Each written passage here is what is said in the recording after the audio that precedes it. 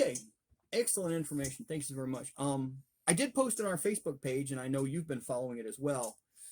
Can we kind of take a moment and discuss what has to be every man-child's, let's no other way to put it. I mean, from watching Gundams and from playing Robotech or Mech Warrior.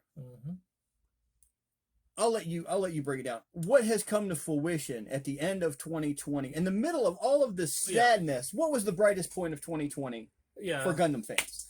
Well, we had confirmation at the beginning of 2020 that they were trying to get workers from all over the not the universe. You want to say universe? It's okay. Universe. I'm used to that. So all around the world, as far as engineers and scientists and stuff like that, to get them together to work on this because they wanted to promote Gundam and show what kind of engineering capabilities they had at the 2020 Olympics that were supposed to be taking place in Tokyo. So they built a full 1-to-1 scale RX-78-2, which is easier to say is Grandpa Gundam or Granddaddy Gundam. It's the original. They had originally built one that was non-moving, non-functioning in Diver City, Tokyo, I believe it was. That just stood there. It was just monolith. That it was cool. I would have loved to seen it personally. Kind of like what they've done in smaller scales around the U.S. with Transformers. Yeah. There's a lot of really cool looking, non-movable, look like they could get down and hop and transform, but they're great display pieces, but nothing that has quite what they managed to accomplish at the end of 2020. No.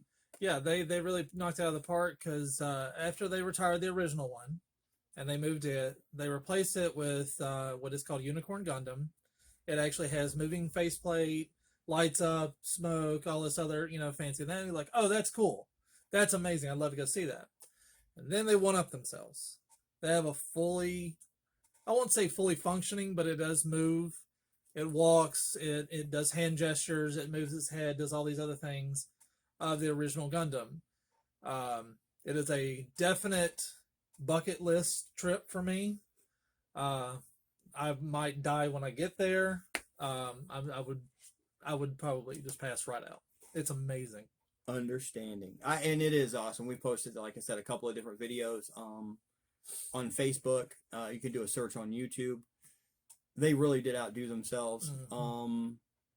And I think also one of the underlying things that they did with their engineering group that they got together was to actually show that a fandom doesn't have borders.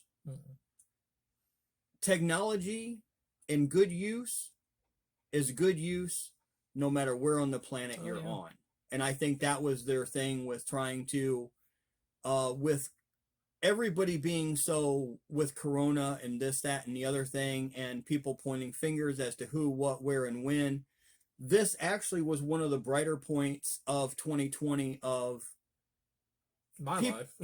Well, and for people who actually, it's a symbol for what you can actually accomplish when you don't just preach unity or community, when you put it into action. And that's what you get was this beautiful piece of movie. And I would boil it down to more of, when you give enough nerds enough money, things like this can happen. This is true. Yeah. Very good. Can you break down the eras of Gundam so that everyone could find a good jumping on point with what they remember? Yeah. So there's different timelines and different universes that take place. So if you look at the Granddaddy Gundams, that is a universal century that covers the original Gundam show, Zeta Gundam, Double Zeta Gundam, all sorts of different series that take place within this universe. It's rather large. And if you have an aversion to 70s animation, steer clear. It's hard for me to watch. I'm not the biggest fan of it.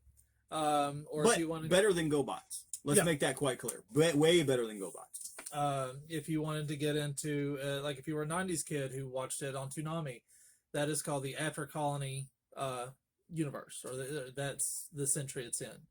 That takes place, it's a singular thing. I mean, there's the show Gundam Wing Endless Waltz, the movie, and then a manga series that spun off called The War of Losers. I would personally, for a lot of people, I would like to recommend.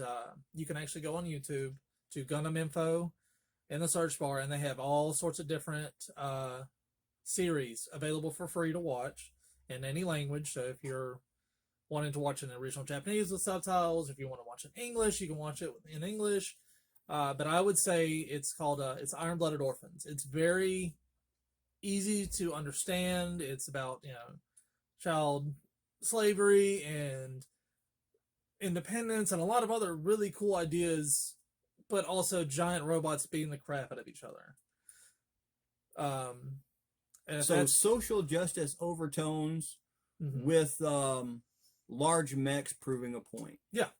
And the last one, I mean, a lot of people from the early 2000s also remember the series called G Gundam. It's very reminiscent. It's Dragon Ball Z with Gundams. There wasn't a lot of engineering aspects or robotic aspects of it. It was more your fighting spirit, or how good are you as a person. That's how good you are on the suit. And I'm like, More pilot over suit. Yeah. More pilot over mech instead of mech over. yeah, it's very reminiscent of early Dragon Ball Z, of of that style, shonen style. Very good. Okay, now this is going to be the part that we really wanted to start this off with our community videos that we're doing. Is, can you give everyone an overview of how easy it is to get started with Gundams, and if they get the bug, how far can they go with kit building? Okay, so this is going to be, it's quite a lot to process at first, it seems, because they have different grades, and each one of the grades has but no test. We're not going to go there. Don't freak out. A specific set of standards within it. So you have what is called an entry grade now. They've just started these. This is for anybody who's never built a kit, that doesn't know anything about building anything, can do.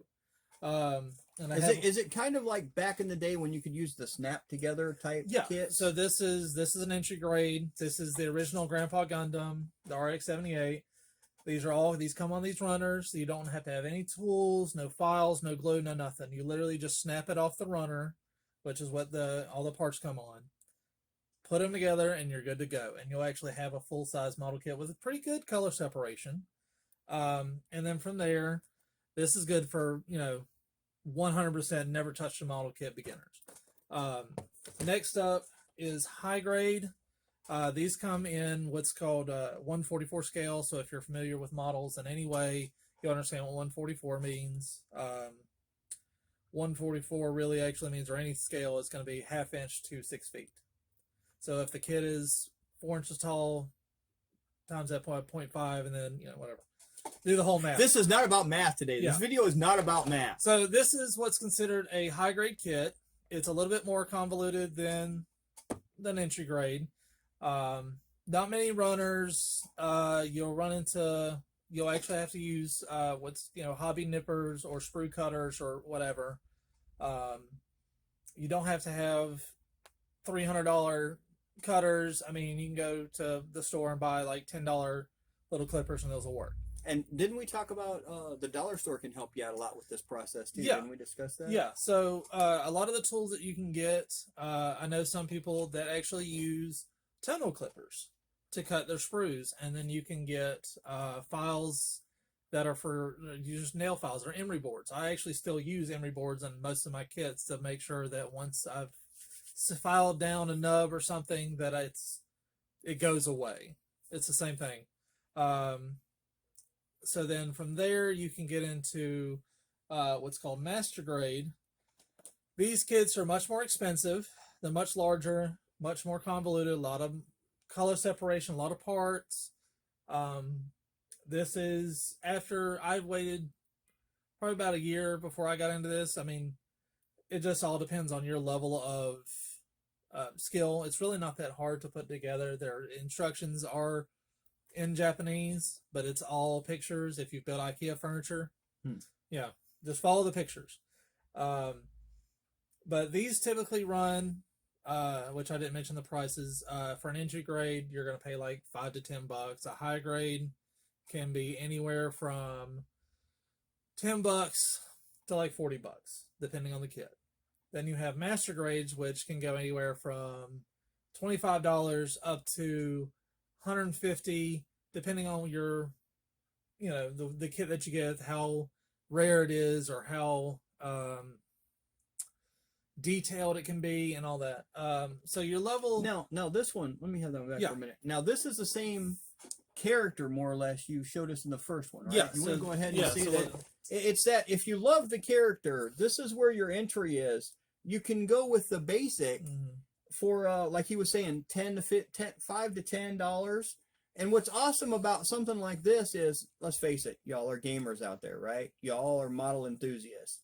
If you don't like it, kit bash it. Use it for other parts, but give it a try. But if you love this and it turns out well, you can take your skill and they allow you to go to your epitome of what your modeling expertise is, and you can actually, take that to a whole new level, but it's the same character.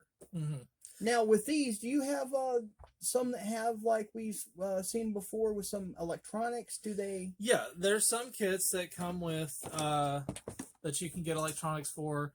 Most master grades have a space right up under the neck where you can buy a actual LED unit. You can kind of see it right there, that you can buy, that's specialized, that actually helps the front cameras light up. Or you can get LEDs and run them throughout. It's a matter of how far you really want to customize. You have the full freedom to do what you want to do. And a lot of people who are familiar with, if they're a Warhammer builder, most of the skills that they have can translate. We're going to find out. Yeah. Real soon, we're going to find out. Trust me. Hold on a minute. Don't go nowhere. We'll be right back. Yeah. Bye. So, all the tools, the skills, pretty much everything will translate 100% to building Gundam plastic models or Gunpla. So if you are interested in dabbling in it and you are a very fervent builder of Warhammer, you're going to be just fine within this hobby. Now, this video today is sponsored by Dragon Die, the GM Dojo, which is our gaming channel. What we have done is we have secured